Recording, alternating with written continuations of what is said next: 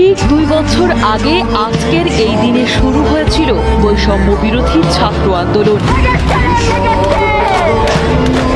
ঢাকা বিশ্ববিদ্যালয় সহ দেশের বিভিন্ন ক্যাম্পাসে সাধারণ শিক্ষার্থীরা শান্তিপূর্ণভাবে এই কর্মসূচির সূচনা করেন। তাদের মূল দাবি ছিল সরকারি চাকরিতে বৈষম্যমূলক কোটা ব্যবস্থার সংস্কার। কিন্তু আন্দোলনকারীদের উপর সহিংস হামলা ও নির্বিচারে গুলি চালানো হলে পরিস্থিতি দ্রুত বদলে যায়।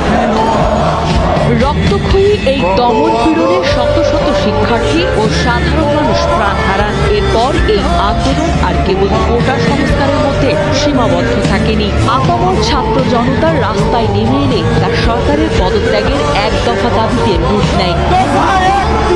শেষ পর্যন্ত ঐতিহাসিক এই গণঅভ্যুত্থানের মুখে 2024 সালের 5 আগস্ট তৎকালীন সরকারের পতন ঘটে।